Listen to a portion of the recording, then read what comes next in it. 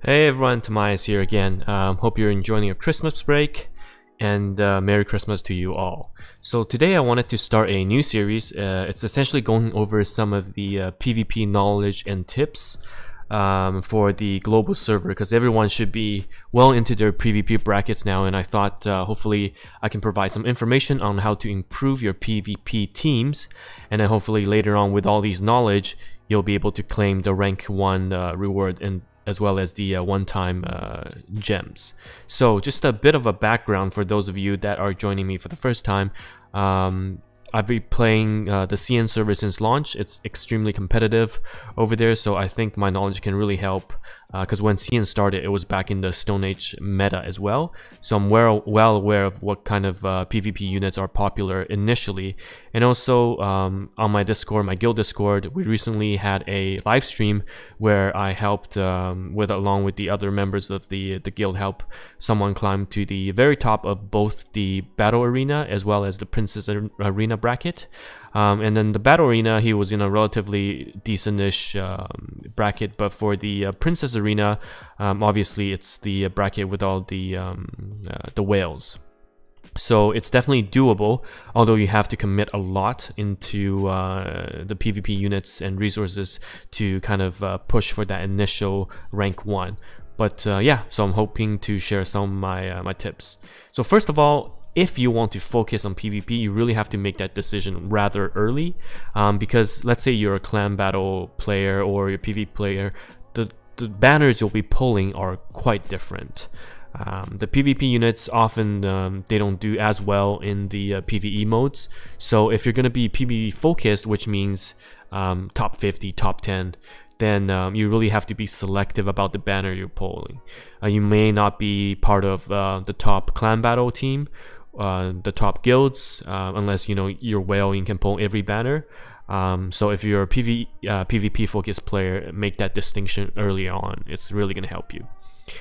So in PvP, so this is my CN server, just to kind of show you my ranking for both. But in PvP, you have essentially the battle arena, which is a team of 5 against the enemy defending team of 5, and you also have the princess arena for a team of 3 against the enemy's team of 3.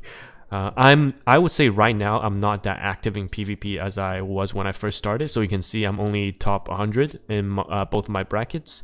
But before I was consistently top 10. Initially, I pulled a lot of the PvP units. So yeah, 2 brackets. One resets more often than the other. The battle arena, which is the one team versus the opponent's defending team, that resets, I would say, about every 6 months or so. The other battle arena doesn't reset that often, a year, even more than a year. So it's very important that you get into a good princess arena bracket, because that's going to dictate kind of your income for the princess arena for the remainder of the year or so. You have to understand that in Princess Arena, initially when everyone is fighting for the top spot, not everyone will have 3 teams of R7 fully upgraded units. So it's a good time when you first join to have 2 teams of R7, and then you can win 2 battles out of the 3. So which means that one of the opponent's defending battle will be free because they don't have a full R7 team yet. You just have to essentially win 1 out of the 2 strong teams that are defending for a specific player. And as you get ranked higher and higher, you actually cannot see some of the player teams unless you fight them. But of course you can fight the player, and then knowing what that person have, going to the replay section, check out what happened, and then fight that player again by switching your placement.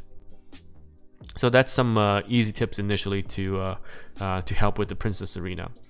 Another thing is that when you're playing against enemies in PvP, even if you have the same units, the opponent will always move faster. That's just how the mechanic is. They're gonna have 1 or a few frames of advantage over their skill rotations, over their UB activations. That's why units such as Monica is really good, because of the fact that it speeds up your team so that you use all your skills in your Union Burst faster than your opponent. Another cool trick that people don't know is that you can actually force quit.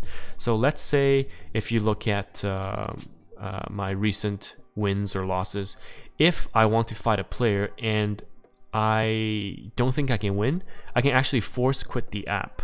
And then when I do that, the player's history will not have my attacking attempt on their history list. And I think they also don't get the defense coins either. So essentially you just attacked, but there's no record of it. This is crucial because sometimes you want to deny someone the coins if you really want to, but also information. There are times where your composition wins because you had a lucky crit or you didn't miss on some crucial attacks. So if the opponent ran a similar team just against your attacking team, then you can win automatically. Or they can check, the rank levels, the star levels of your units. So it's good to deny that information from your opponent by just, you can just close the app and restart it, and it will not have that history in the players that you're attacking. Another cool information is I talked about how Princess Arena is really important. You want to get into a good bracket. So a lot of people actually are waiting at story 8-14, because after 8-14, that's when you unlock Princess Arena. Sim with Battle Arena, you unlock it after 4-5, so it doesn't matter when your account is created. What matters is when you finish the stage 4-5 and when you finish the stage 8-15 for Princess Arena. So even myself, I'm waiting at 8-14 right now, just so I can get a easier bracket later on, to avoid the whales initially. But do keep in mind that as the game progresses, your gap between as a low spender or free-to-play monthly card player, the gap is gonna decrease every day as you approach the level cap, approach the equip cap for the certain patch, versus whales that rush to the highest level. So you'll catch on eventually, and that's why you really only need the one-time reward, which is, I would say, if my calculations are correct, 31,000 gems for both for Battle Arena, and then another 31,000 gems for Princess Arena. So altogether, just a bit over 60,000 gems, but that's a one-time reward. So the rewards are always going to be there, and there will be units such as Elia who are really meta changing, and it's really hard to defend against. So around that time, it's going to be super easy for players to top that rank 1, and when you do that, you just get the one-time reward, and you can chill around top 100, top 200. The dailies are not super different unless you're at the very top. So don't worry too much about spending a lot of pots on stamina, spending a lot of pots on rewards. Personally, on the global server, I only did 10 pulls plus the 4 after, and I'm around top 200 in my arena, and there's no rush for me right now to reach rank 1.